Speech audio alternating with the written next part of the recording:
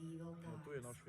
They have been persecuted and excluded, and during the Third Reich become victims of genocide. London has perhaps surprisingly become heaven for them since the expansion of the European Union.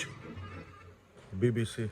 What I thought that all three of these people did was something that I feel probably took me years, which was to really develop a distinct style of their own, a voice that's true to who they are, but at the same time allow the spotlight to shine on the stories that they are telling. So, highly commended in this category, Petrana Zamanova of Middlesex University. Yes!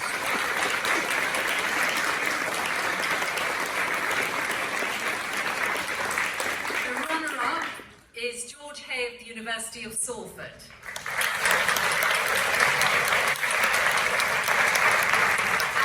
And the winner, therefore, is Georgia Stewardson from City of London. Yeah.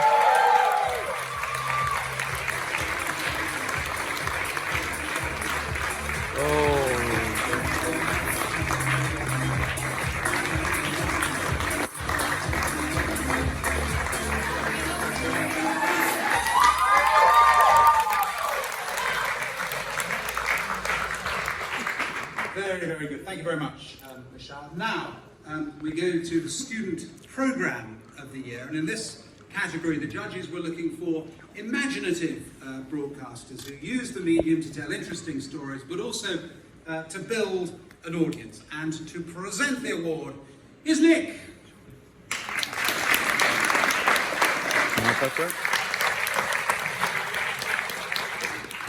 Thank you very much indeed. I've never known just to be that enthusiastic about me in the past, but it's, well, it is a very curious experience seeing us all together, because as we've stressed the last time we were all together was when John Humphreys was doing his last programme.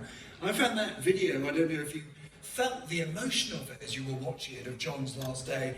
I felt particularly emotional, almost moved to tears, particularly as I was reminded of my last broadcast with John, in which John, uncharacteristically, a man who almost made no mistakes on air for 32 years, a man who always cared about getting it right, actually forgot to read the introduction to the sports news, and realising that there was this moment, this pause on air, I grabbed the script. There was a bit of a slightly embarrassing moment. I read the script, we introduced the sport, a tape was put on, and John turned to me, and with the gratitude for which we all knew and loved him, he said, the great thing about radio, he said, is that if you cock up, it's your co-presenter who looks like a dickhead. Now, we've all been doing this as we're watching this and reminding ourselves of how we got into journalism. I started with my own hospital radio show at the age of 15, and remember thinking it was a brilliant idea to invite the hospital chief executive in to be interviewed. I asked him to describe what was out of the window, and a little bit like David Cameron, that video was going, it was the morgue, which is why we didn't. I then tried to set up a community radio station at Oxford University. We had exactly no broadcasts after 3 years of trying to do that.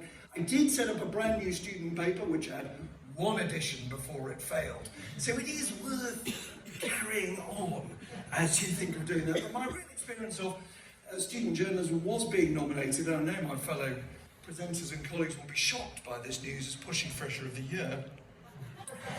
It was only later that I discovered that it was the now chief foreign correspondent of the Sunday Times, Christina Lamb, who'd written the piece. It took me 25 years to discover that it was Evan Davis who commissioned it. Never forgiven him. Now, one serious thought before I read out who has won these awards. We all, I hope, when you go on into careers in journalism, will remember why we wanted to do it. What was the moment? And for me, it was the moment watching my grandfather, a German Jewish refugee, battle. He'd got almost no sight, with a huge old-fashioned radio, one of those things you would turn the knob, grasp it on your lap, and that white noise that you would get from old-fashioned radios as you went through Russian broadcasting, German broadcasting, and he would always aim for the BBC. And he would always aim for the words at the beginning of any news broadcast, "This is London." And we listened in total reverence.